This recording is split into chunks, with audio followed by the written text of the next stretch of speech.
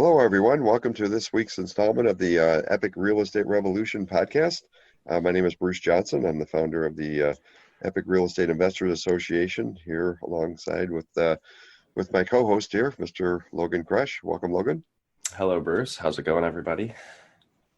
Yeah, we're doing well, man. Doing well. We're here in January, and it's not sub-zero yet. We're getting there, but Right, we've really lucked out. It's been yeah, been kind of a treat. so far so good. But we're rolled into 2020. That New Year came up quick on us, and before we know it, we're going to be getting to the end of the year. So we're really looking forward to what's coming up this in the next several months and over the next year or so, and with our plans and everything. So it's exciting.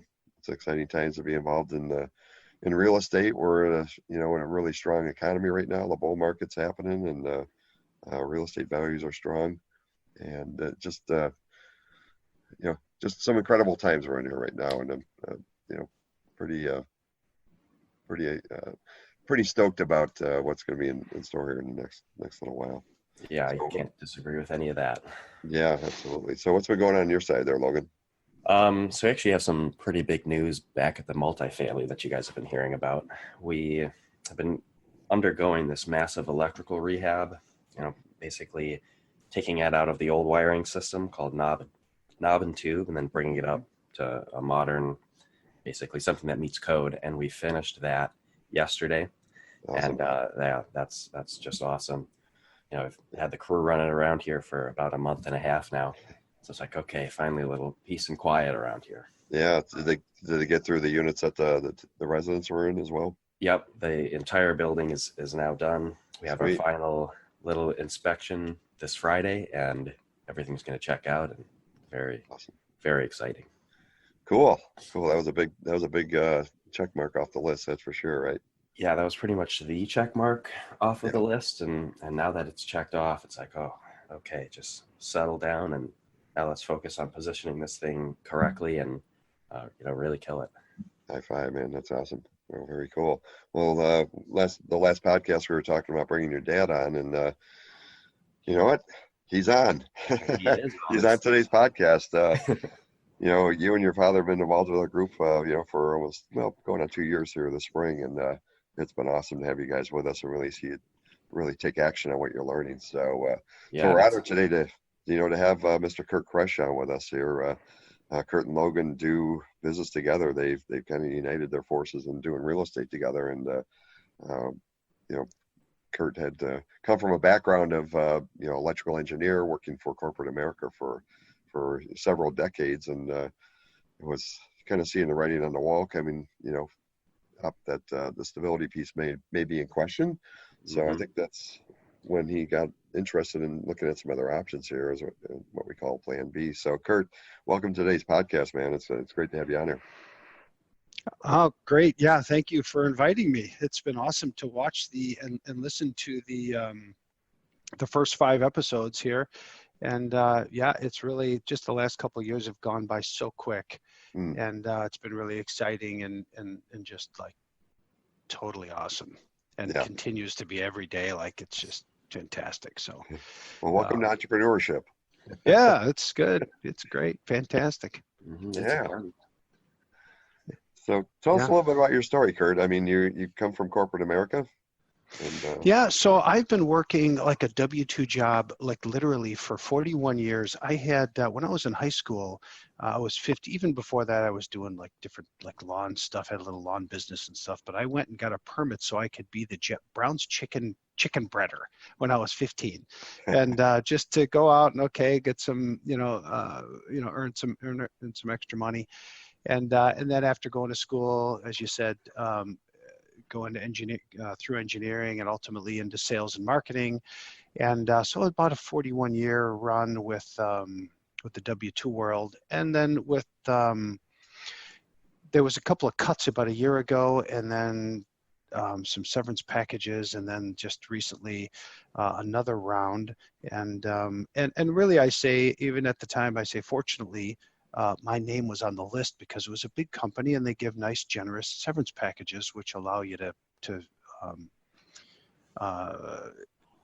expand on the Plan B. So about the last couple of years, we had Logan was going to school and came home from school, and I had just been introduced to our group here from a racing buddy that we do a little hobby racing on the side. And he said, "You'd be interested in this real estate fixing up,"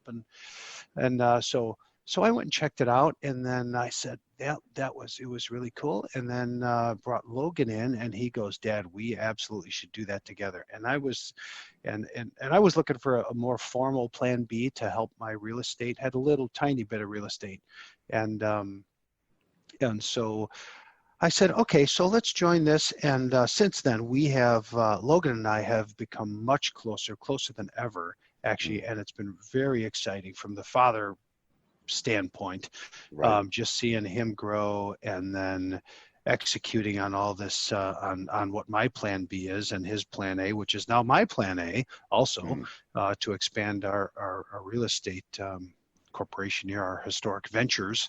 So that it's been very exciting, and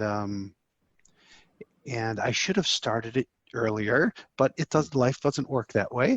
And so I'm very grateful that it started, and I met the people right at Epic, and we went through our education program, and so many epiphanies along the way.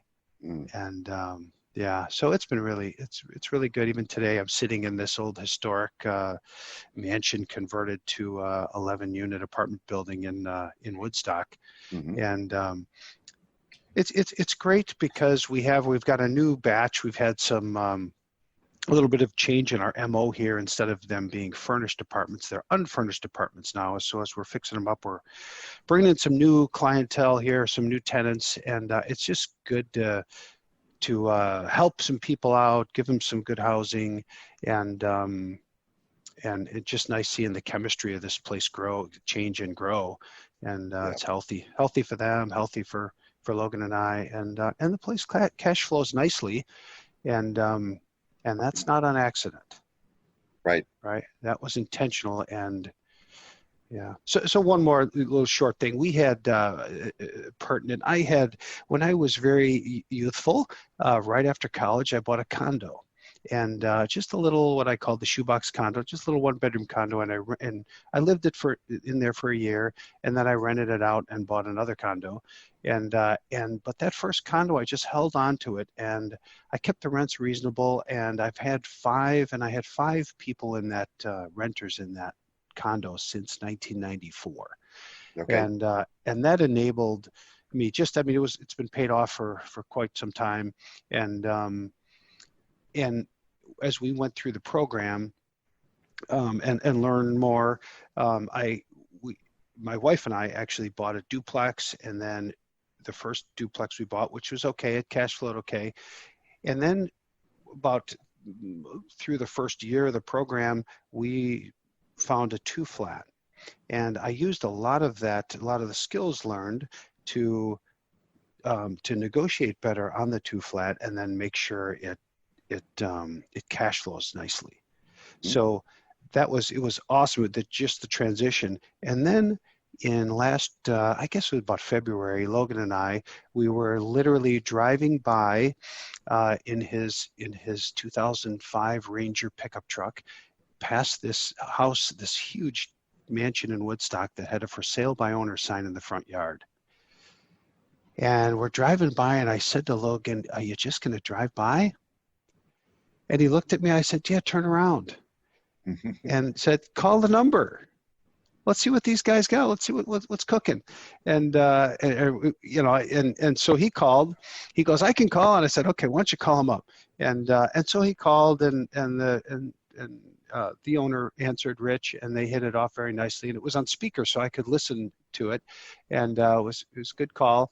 And then we came to see it, and ultimately we asked if they would mind holding seller financing, which they agreed to. And then it was kind of off at that point. But it was a long kind of a journey, not long in a arduous, but it's been a long, over the decades. But it was always a feeling inside that I should be doing more real estate. And so as I overlapped my plan B over the last couple of years, about 2.5 years with real estate, and then when the job went away, which ultimately, and I still believe that is a good thing. It just helped to have, now I can go after plan A full time Right. and execute, and we're looking for another multifamily building. No, So that's awesome. That's awesome. Yeah, we've been out to your property a couple times on property tours over, the last, most, you guys got it in July, I think, so probably been out there 4 or 5 times in the last 6 months. And yeah, you guys got a big project there. It's going to take, it's going to take some doing to, bring the 100-year-old plus building up to date and, make it more valuable. I mean, that's really the game plan, is to be able to turn those rents into higher rents and more occupancy and all that. So, on the 5 units and larger, your value goes up exponentially. So, so I guess question I have for you is, did you know that prior to getting involved in a program like ours, where look at the bigger stuff so I can know how to leverage that thing, or what kind of nuggets and I guess actions have you taken since you got involved with the group?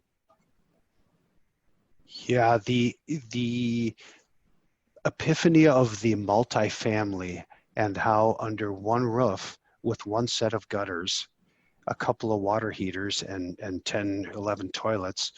The difference having two flats, or a duplex into 2 flat.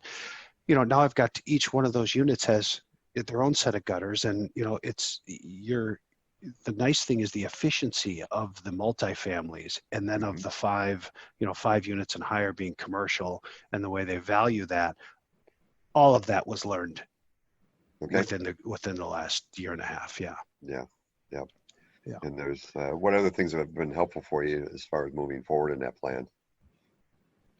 Yeah. So our community as well, from the handymen and electricians and plumbers, and just the people within our group, the referral system Right. that we have, and then just bouncing the numbers. So when we first found this, the 2 properties here in Woodstock, we worked within our group, and we put the deal analyzer, or a property analyzer, together.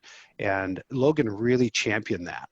I was really, really proud of that. He grabbed it and he populated it, and he worked on it and worked on it, and came back and said, "Dad, there's a new release in there. Check it out. And so we kept going back, and then we brought it to our group, and we kind of really scrubbed that hard.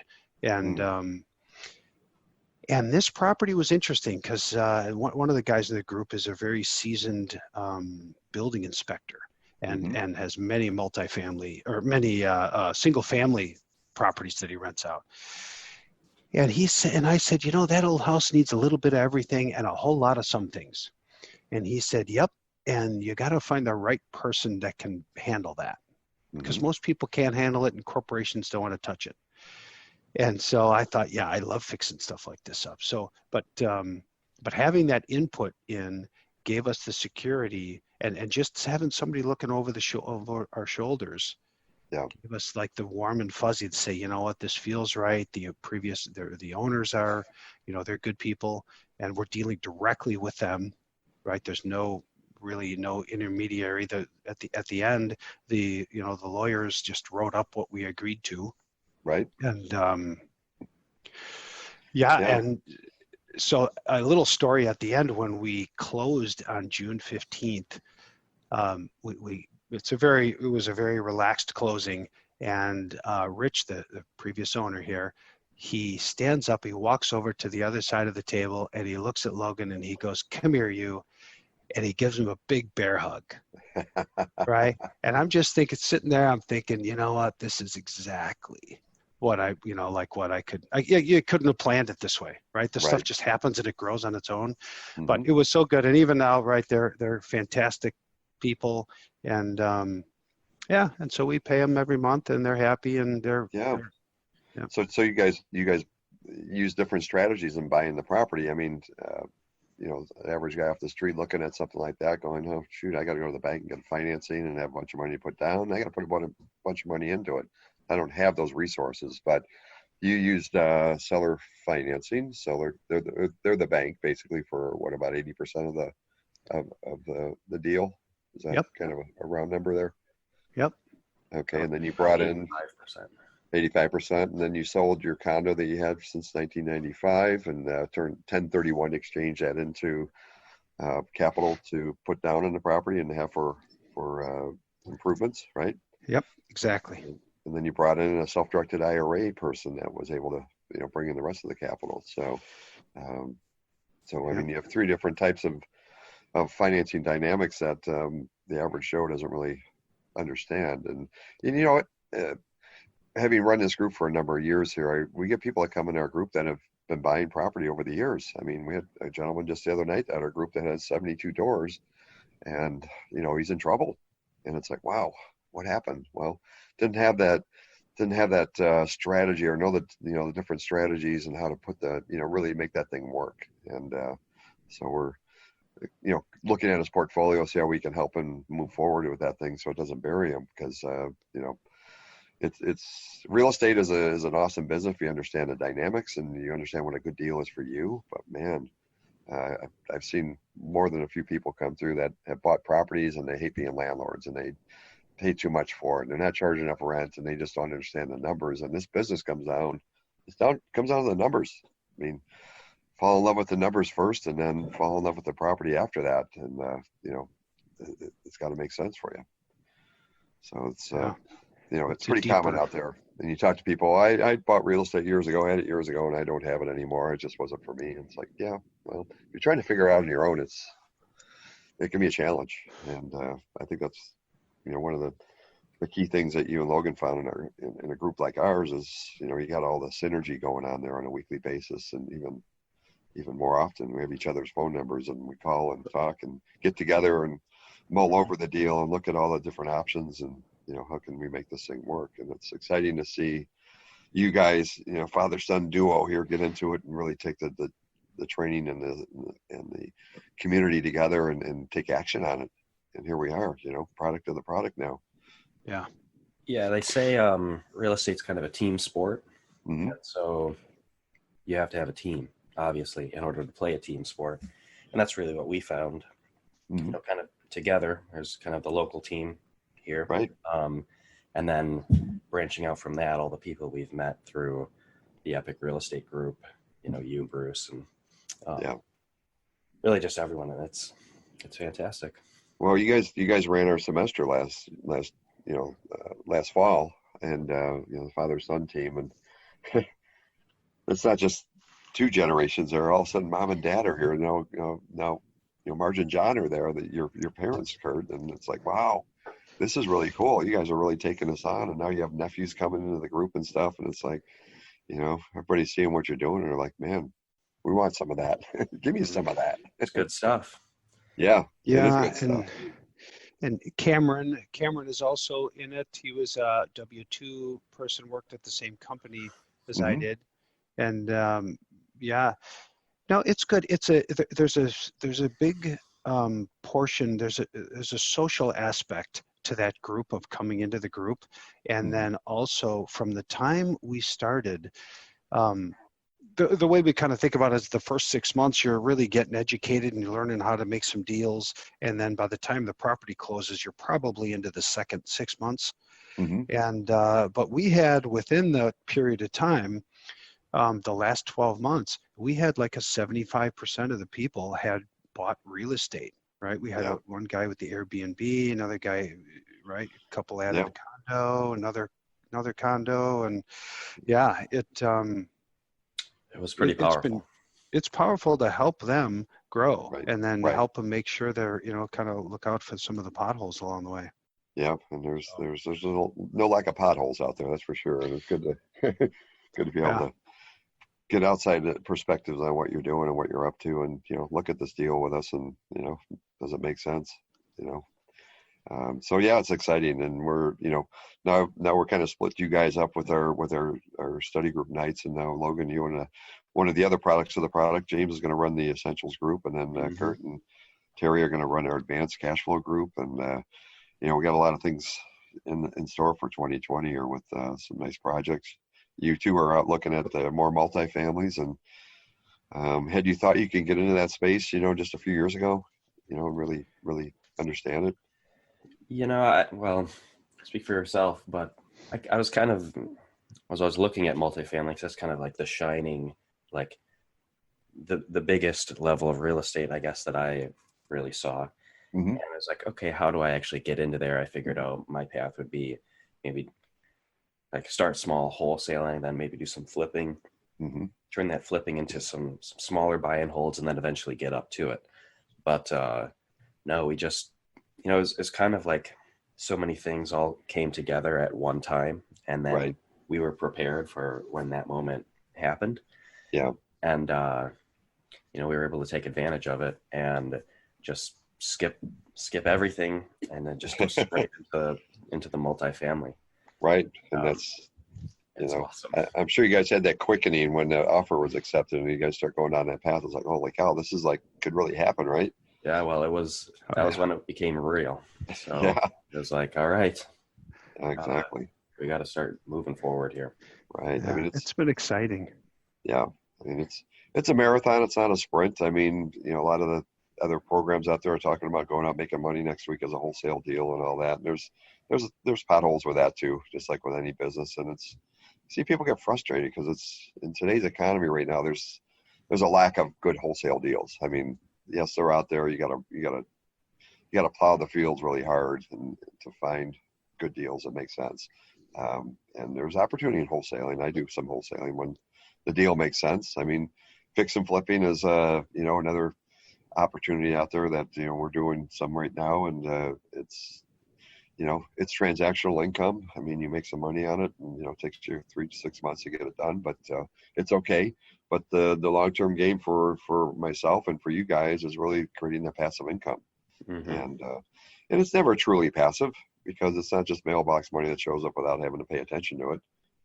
You guys are there with your sleeves rolled up every day, getting the project approved and getting it more and more stabilized and all those good things and increasing value.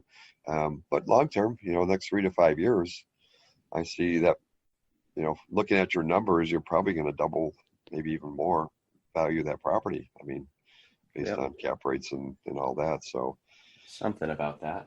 But yeah. we still have ways to go to get there, and like this is really the grind period now. It is. Now that the electrical's done, right? We didn't do the electrical work. We had a full contractor crew come in and do it. And now that that's done, it's on us to really take it to the last mile. A beautiful historic building that needs work. I mean, what was it built in 1910 or something? 1906. Yeah. 1906. So yeah, I mean, yeah. We all get cracks in cracks in our foundation over 100 years. That's for sure. Yeah. And things tend to sag and all that, but you guys are doing an awesome job, and I just really want to commend you. Mm-hmm. So, thank you.